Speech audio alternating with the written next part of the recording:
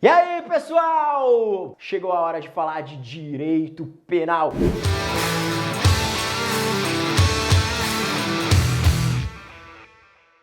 Meu nome é Paulo Henrique Helene e eu sou professor aqui do Método à Prova OAB.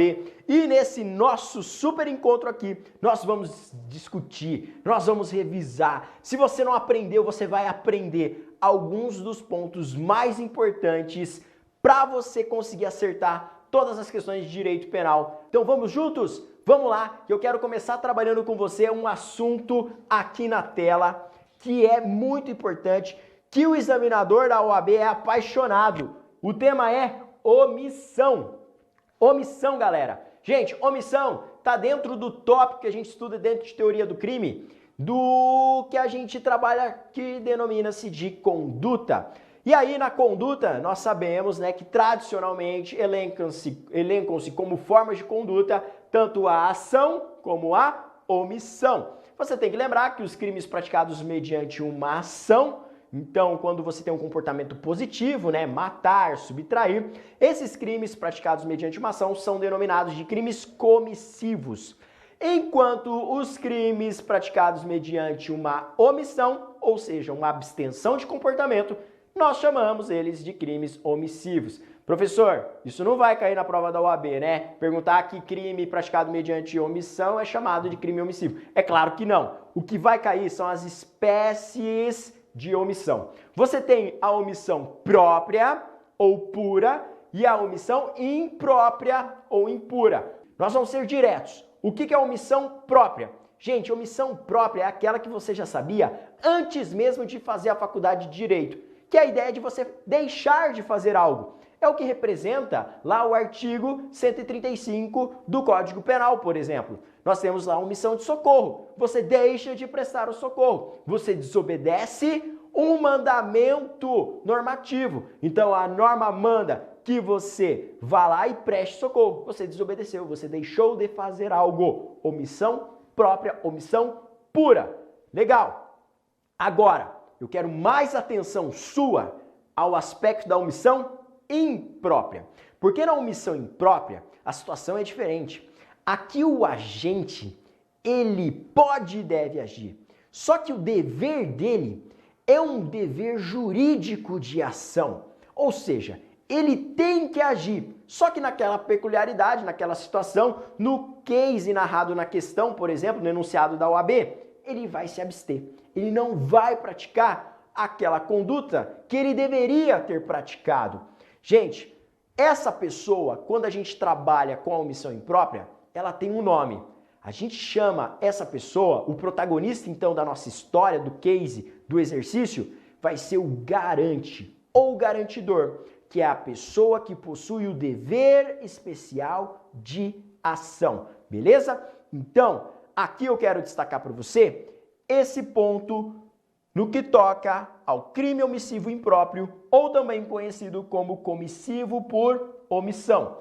Nele, o agente pode e deve agir. Ele tem um dever jurídico especial para impedir o resultado, mas ele acaba se omitindo. Olha só, o garante, que é essa pessoa aqui, ele se omite acarretando a produção do resultado naturalístico. Então acaba modificando o mundo, ocorre a produção do resultado danoso. Gente, e que hipóteses que eu tenho esse dever jurídico de agir? O Código Penal traz para nós, lá no artigo 13, no parágrafo 2º, ele vai falar da relevância da omissão. São 3 hipóteses aqui que o agente tem dever jurídico especial. E quais são elas? As alíneas aqui respondem. Então, olha só. O dever de agir incumbe a quem tenha, por lei, obrigação de cuidado, proteção ou vigilância. Ou, de outra forma, assumiu a responsabilidade de impedir o resultado. Com o seu comportamento anterior, criou o risco da ocorrência do resultado. Já caiu na prova da OAB uma questão interessante aqui, que, por exemplo, um salva-vida se comprometeu de chegar lá no clube e de cuidar das crianças na piscina. Em dado momento, ele acabou se distraindo com uma moça linda que estava de biquíni ali, tomando sol na beira da piscina. Ele ficou admirando a beleza da moça. E nesse momento, uma criança se afogou. E aí, meu amigo, o salva-vida responde nessa hipótese? Responde sim, tá? Responde sim. Então tem que tomar cuidado. Por que que ele responde pelo afogamento, por homicídio culposo nessa situação? Porque ele tinha o dever de cuidado com relação às crianças. Ele assumiu a responsabilidade de impedir esse tipo de resultado. Se um policial, por exemplo, deixa de fazer uma prisão em flagrante diante de uma situação de flagrância, o policial responde como autor do crime praticado, porque um policial ele tem o dever que a lei impõe de efetuar a prisão, né? Saiba e lembre, lá em processo penal, que o flagrante nessa hipótese é um flagrante obrigatório, ok? Beleza? E qual que é a última situação ali do agente criar um risco? Gente, se você criar uma situação de risco, por exemplo, você está numa festa, né? Você está bem louco lá, você empurra teu amigo na piscina, teu amigo começa a se afogar, você tem que atuar para cessar ali aquela situação de perigo, beleza? E evitar o resultado danoso, sob pena de responder penalmente, porque você criou aquela situação de risco, beleza? Então toma cuidado. E mais um detalhe aqui, pode ser que a sua omissão decorra tanto de dolo como de culpa, tá bem? No caso do salva-vida que eu contei para você, concorda comigo que ele foi negligente, né? Faltou as devidas precauções, então ele responde por culpa. Agora imagina que o salva-vidas estivesse vendo a criança lá se afogando e falasse: ah, foda-se, que essa criança morra, esse pentelho. E aí, você tem o quê? Omissão imprópria, mas ele responde a título de dolo, ok? Então perceba que na omissão imprópria nós temos responsabilidade tanto por culpa como por dolo, a depender do caso concreto. Superado esse ponto, nós vamos para mais um tópico aqui da nossa revisão. Professor, você vai falar de iter criminis, professor? Pô, mas iter criminis é muito fácil. De fato, é um ponto muito fácil. Tanto é que eu vou pegar e colocar aqui na lousa de forma abreviada, tá? Quais são as etapas do iter criminis? É a cogitação, a preparação, a execução e a consumação. Beleza, nunca vamos ter responsabilidade penal aqui, afinal de contas o pensamento não delinque, não há exposição a perigo de bem jurídico, então jamais vamos trabalhar com responsabilidade penal no campo da cogitação.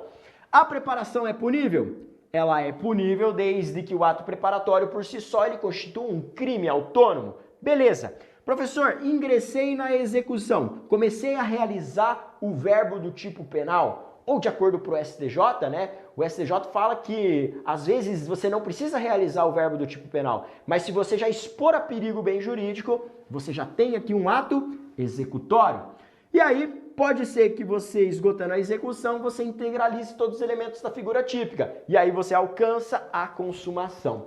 O que eu quero falar não é sobre esses 4 pontos. Eu quero falar sobre o que pode aparecer no meio do caminho e que cai muito na prova da OAB. Gente, pode ser que você comece a executar o crime, mas que por circunstâncias alheias à sua vontade, você não consiga consumar. E aí nasce qual instituto? Aí nasce o que a gente chama de tentativa. Tentativa, que aparece lá no artigo 14, inciso 2º, beleza? Que mais? Pode ser que você ingresse na execução, mas você, por ato voluntário, fale: ah, eu não vou prosseguir mais. Você abandona o curso da execução.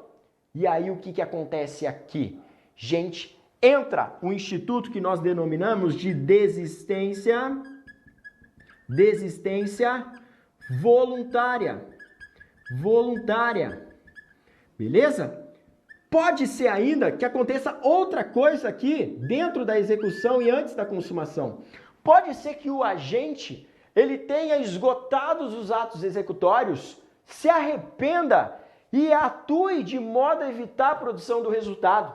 Nessa situação aqui nós temos o quê? Nós temos o arrependimento eficaz. Arrependimento eficaz.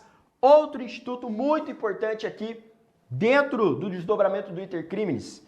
Beleza, professor, mas esse nome arrependimento eficaz me puxou para outro nome, que também aparece no Código Penal logo na sequência, né? Porque esses institutos aqui estão no artigo 15, Mas no artigo 16 aparece outro tipo de arrependimento. Meu amigo, se você for lá e reparar o dano ou restituir a coisa até o recebimento da denúncia e o crime não for violento ou envolver grave ameaça e esse ato de restituição ou reparação for voluntário, cabe o quê? Depois da consumação, é possível ser aplicado nessa hipótese o instituto do arrependimento posterior. Arrependimento posterior. Beleza? Então, cuida para não confundir esses pontos na hora da prova, ok? Antes de falar, especialmente, da tentativa, te dar uma dica direta e objetiva com relação à tentativa. Antes de falar da desistência, do arrependimento eficaz ou do arrependimento posterior, uma observação com relação a princípios.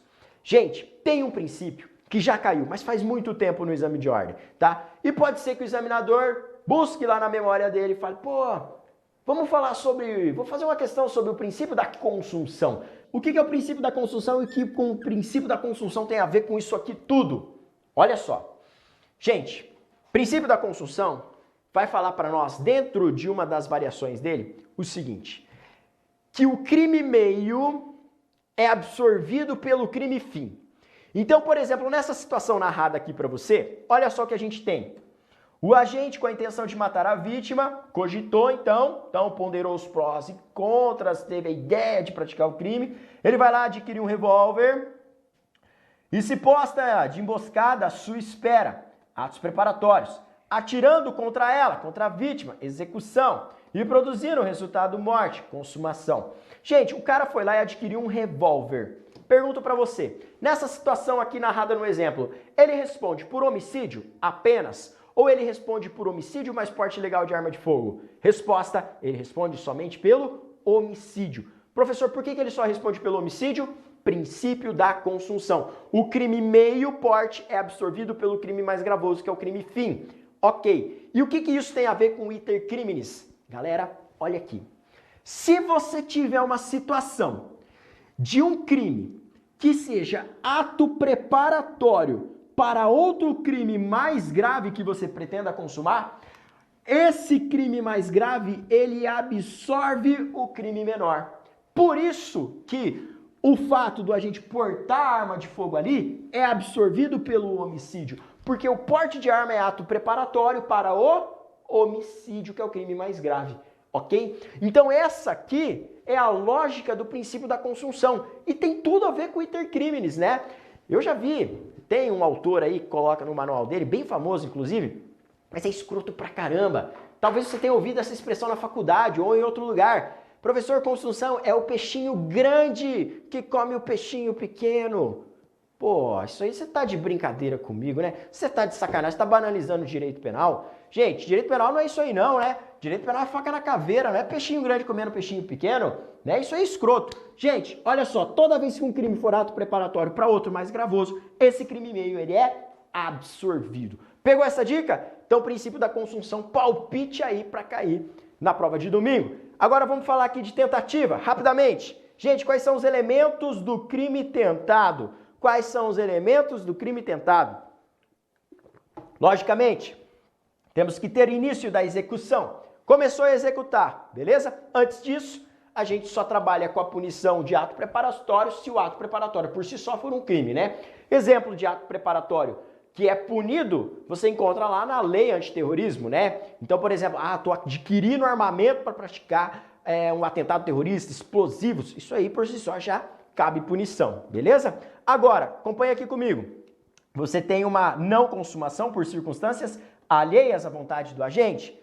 Você tem que ter aqui, ó, compromisso com o resultado, dolo de consumação. Eu tenho que querer produzir aquele resultado. E aqui eu já abro um parêntese. Gente, cabe tentativa em crime culposo para sua prova? Não, não cabe tentativa em crime culposo. Se você pensar na culpa própria ou propriamente dita, né, na quebra do dever de cuidado, nessa culpa você não tem compromisso com o resultado. Você não quer produzir o resultado. E aí eu te pergunto, como é que você vai tentar uma coisa que você não quer? Não faz sentido, beleza? Por isso que para ter crime tentado precisa do dolo de consumação. E aqui, gente, Você tem que querer produzir um resultado que seja possível. Professor, e se for impossível? Aí, meu amigo, você entra na questão do artigo 17 do Código Penal, que trabalha sobre o crime impossível. Impossível. E cuida, né? Porque o artigo 17, ele fala que a gente não tem responsabilidade penal se você estiver utilizando um meio absolutamente ineficaz de produzir um resultado danoso, ou se a gente tiver uma absoluta impropriedade do objeto a ser atingido. Então imagina só, já caiu na prova da OAB uma situação de uma menina imaginando estar grávida, né? Supunha estar grávida, ingeriu um medicamento abortivo. E aí chegou no hospital, porque ela logicamente passou mal, e foi constatado que ela não estava grávida. A gente tem aqui o quê? Crime impossível. Só que essa questão era interessante, porque ela queria saber de você também se era absoluta ineficácia do meio ou absoluta impropriedade do objeto. E aí, é absoluta ineficácia do meio, esse exemplo que eu trouxe, ou absoluta impropriedade do objeto? O meio, o medicamento abortivo, é absolutamente ineficaz? Não! A gente não tinha o objeto material, a gente não tinha quem atingir, não tinha vida intrauterina. Então era crime impossível por absoluta impropriedade do objeto. Não pode confundir uma figura e outra, porque a prova da OAB já pediu a diferença dessas duas espécies aqui de crime impossível. Ok? Beleza? Superado esse ponto aqui, falamos até de crime impossível, hein? Nossa! Aqui aparece a tentativa e você sabe muito bem que a tentativa é uma causa de diminuição de pena, né? A gente reduz de 1/3 até 2/3 a pena do agente. O que mais? Desistência voluntária e arrependimento eficaz. Eu só vou falar para você o que você não pode confundir. Gente, chegou no enunciado, o cara, no curso da execução, ele desiste de prosseguir, geralmente o examinador não vai usar essa palavra, tá? Ele vai usar o termo abandonar. Então ele abandonou o curso da execução, largou as bets. Ah, deixa. E vai embora. Desistência voluntária. Ela pressupõe, então, gente, o quê? Um não fazer. E é voluntária. Voluntária por quê? Porque pode partir da pessoa, como a vítima pode convencer ele a desistir. Beleza? Então imagina, eu dou um tiro ali no meu desafeto, acertei o braço dele, ele começa a implorar para eu não matá-lo, e aí eu pego e fico com dó e vou embora. Desistência voluntária. Eu poderia matar, mas eu desisti e fui embora. Qual que é a consequência disso? Eu só respondo pelos atos até então praticados, ou seja, lesão corporal. Tudo bem? Só respondo pelo ato até então praticado. Cuidado! Se você aplicar a desistência voluntária ou arrependimento eficaz, o sujeito ele não responde por tentativa, tá? Ele não responde por tentativa. Ele responde pelos atos até então praticados. E para não confundir, se você tiver, por outro lado, um fazer contando na história, o cara estava executando, parou, e ele atua de modo a impedir a produção da consumação, a produção do resultado danoso, aí você vai ter o arrependimento eficaz. E sendo bem redundante, pressupõe-se no arrependimento eficaz a eficácia.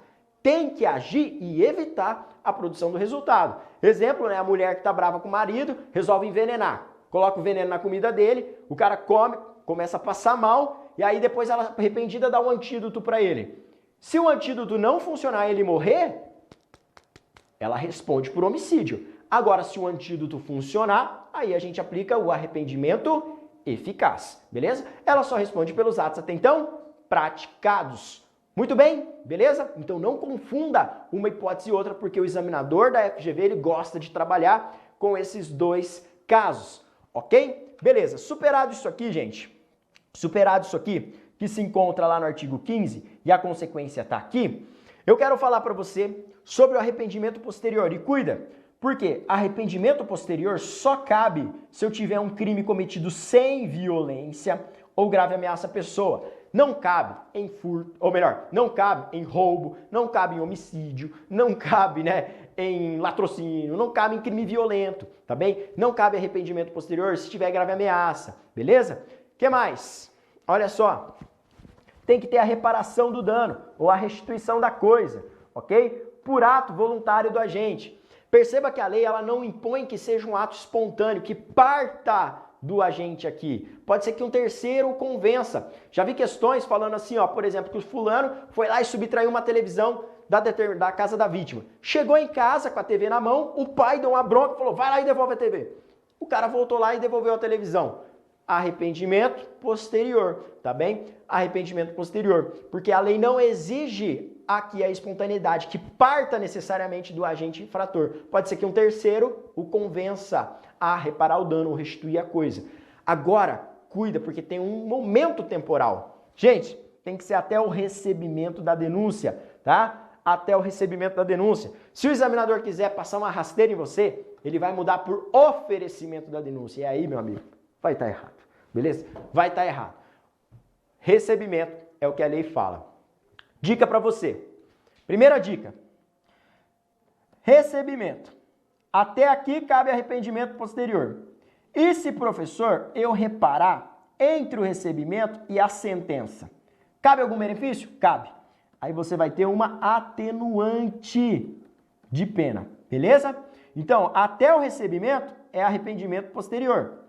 Se o agente reparar nesse intervalo aqui, aí você tem uma atenuante. Se ele reparar depois da sentença condenatória, aí azar o dele, beleza? Não vai ter benefícios em termos de fixação de pena, ok?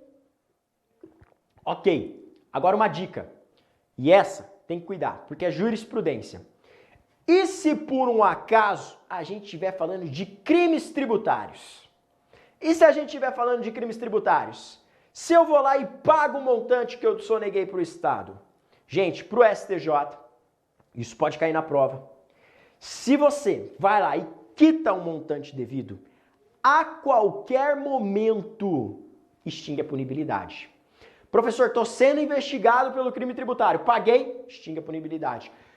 O promotor me denunciou, até o recebimento paguei, extingue a punibilidade. Entre o recebimento e a sentença, paguei, extingue a punibilidade. Fui condenado, transitou em julgado a minha condenação, paguei, extingue a punibilidade. Beleza? Cuida com isso. Beleza? Vamos adiante. O que mais que a gente tem aqui para ver? Arrependimento posterior você encontra aqui, ó. E olha só, uma dica bacana para vocês. A redução da pena do arrependimento posterior é igual da tentativa, tá? É de 1/3 até 2/3. Show? Vamos lá, então. O que mais que eu quero falar com vocês? Penas restritivas de direitos. Quando cai teoria da pena na OAB, é um arraso, né? É um arraso porque você tem que lembrar de muita coisa. Dosimetria da pena, certo? Maus antecedentes, reincidência, tem que tomar cuidado com isso, beleza? Se você quiser dar uma lida sobre reincidência, dê uma olhada lá no artigo 63 e 64 do Código Penal, ok? Dá uma olhadinha lá, porque tem duas hipóteses lá, principalmente 64, que não constituem reincidência. Quando você tem uma condenação por um crime comum e depois você pratica, por exemplo, ou melhor, quando, por exemplo, você tem uma condenação por um crime militar próprio, ou você tem uma condenação por crime político, isso não tem o condão de gerar reincidência, beleza? Uma dica rápida aí de reincidência para você. O período depurador lá é de 5 anos, né? Em que a gente considera o agente também reincidente. Gente, feita essa consideração com relação à reincidência, eu não quero falar de reincidência. Eu quero falar com vocês sobre a possibilidade de você substituir na sentença a pena privativa de liberdade por restritiva de direitos. Os requisitos para a substituição da pena. Pode ser que isso caia na prova da OAB, como já caiu em outras edições. Vamos lá. O requisito para eu substituir, ou melhor, os requisitos, eles aparecem no artigo 44 do Código Penal. Então, se na questão você tiver uma questão que exija esse conhecimento, você vai ter que perceber se essa questão fala de crime doloso ou se ela fala de crime culposo. Se eu for trabalhar com um crime doloso, para eu poder substituir a pena privativa de liberdade por uma pena restritiva de direitos, eu vou ter que cumprir os requisitos de ordem objetiva e subjetiva. A pena, então, ela não pode ser maior que 4 anos, não pode ser superior a 4 anos, e o crime tem que ser sem violência ou grave ameaça. Beleza, preencheu isso, professor? Aí você vai para cá, ó. O que mais? O agente ele não pode ser reincidente em crime doloso, mas tem um asterisco aqui, porque tem exceção, beleza? A regra é que não cabe quando ele seja reincidente em crime doloso, mas tem uma observação que a gente já vai ver. E também o juiz tem que verificar se essa substituição ela é indicada, adequada e suficiente ao caso concreto, ok? Pegadinha de prova. Se for crime culposo, tem esse teto ali de 4 anos de pena? Não tem. É qualquer quantidade de pena aplicada e você dispensa os demais requisitos. Então, se for crime culposo, para sua prova da OAB, guarda que sempre vai dar para substituir. Ah, professor, o cara foi condenado a uma pena de 8 anos num crime culposo. Qual o benefício que cabe para ele? Substituir a pena privativa de liberdade por restritiva de direitos, porque você não tem essa barreira ali dos 4 anos, que a gente só impõe a crime doloso, beleza? Atenção com relação à substituição da pena. Tem 4 observações aqui, ó. Primeira delas, se o cara é reincidente em crime culposo, isso não impede dele receber a pena restritiva de direitos.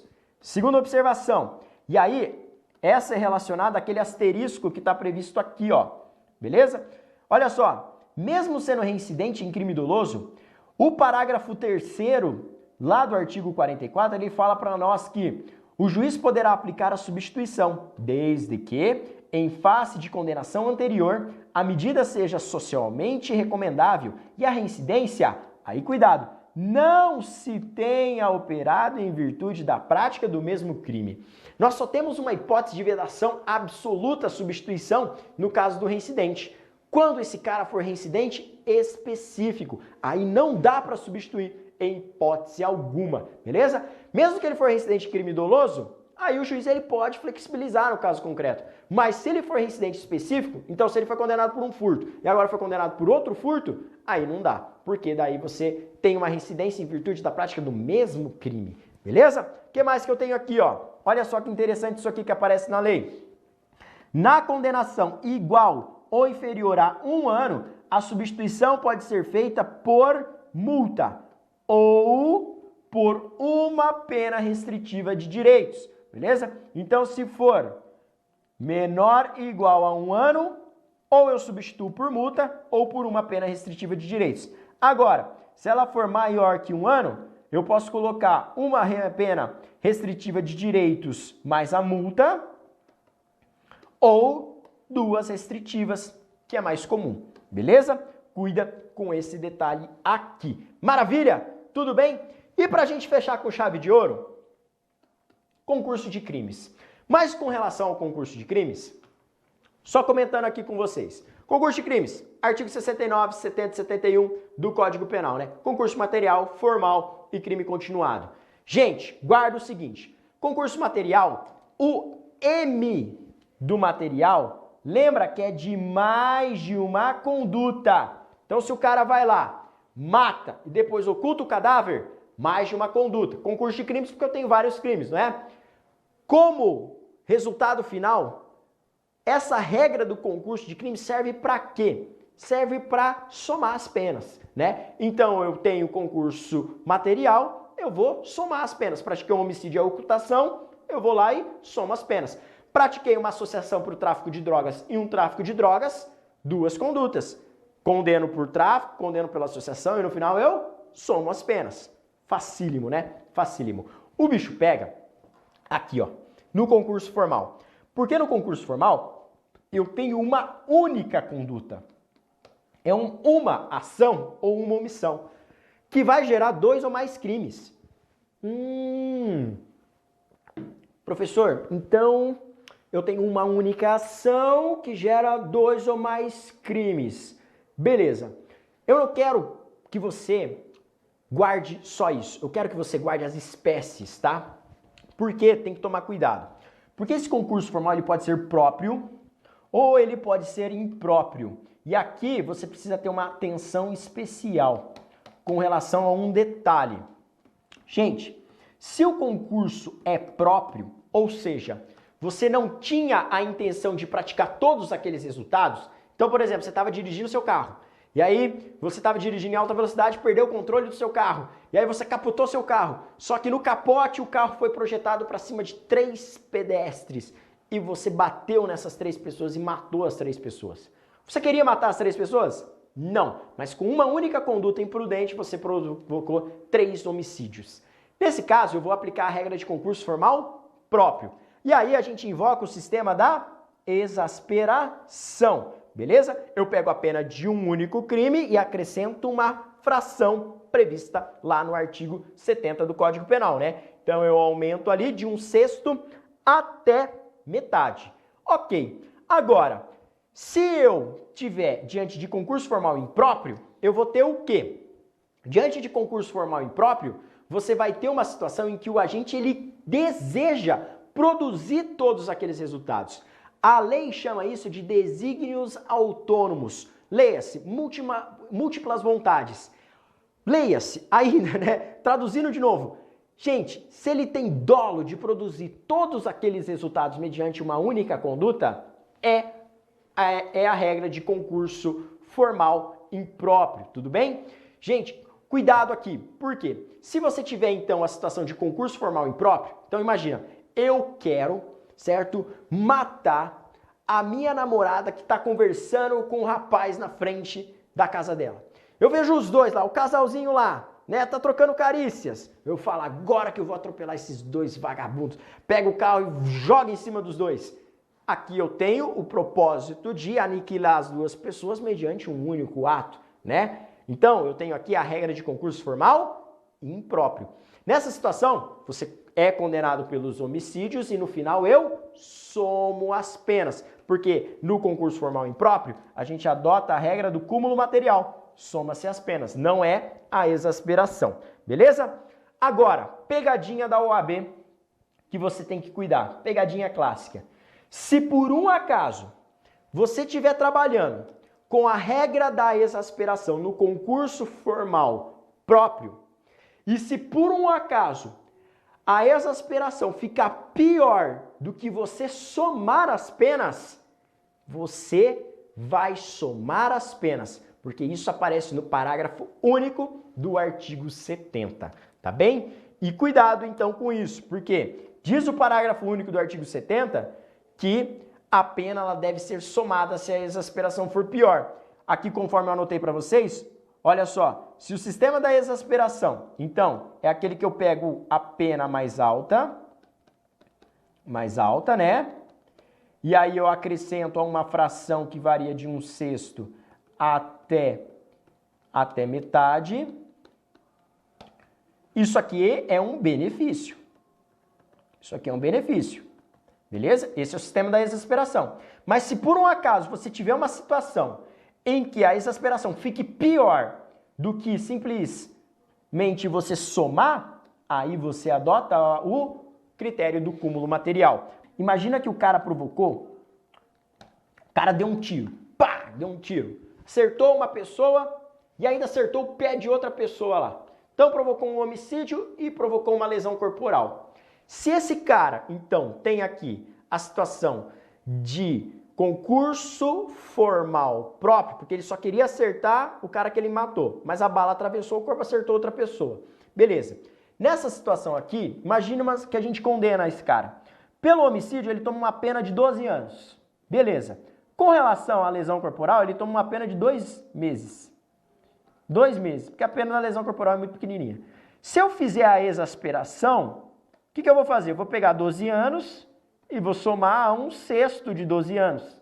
1/6 de 12 anos e vai dar aqui 1/6 de 12 anos, vai dar no final 14 anos, né? Porque 1/6 de 12 equivale a 2. Então, soma aqui, dá 14 anos no final. Agora, se eu pegar e simplesmente somar as penas, a pena final fica 12 anos e 2 meses, que é muito melhor. Então, nessa situação particular aqui, e eu já vi questões nesse sentido, gente, nós invocamos o concurso material benéfico e muita gente esquece dessa regrinha aqui. Só lembra lá do tradicional, né, que aparece lá estampado e acaba esquecendo dessa exceção que tem no artigo 70, parágrafo único. Ok? Com isso, nosso tempo se esgotou. Não deixa aqui de comentar esse vídeo se você gostar, deixa um likezão porque isso é importante, compartilha com seu amigo, que mesmo que não tenha aderido ao método Aprova OAB, mas compartilha com ele. Pô, gostei da dica daquele professor, do professor Paulo, compartilha com ele, me acompanha lá na rede social, beleza? Fiquem com Deus, pessoal, e aproveitem a nossa semana aí. Até a próxima!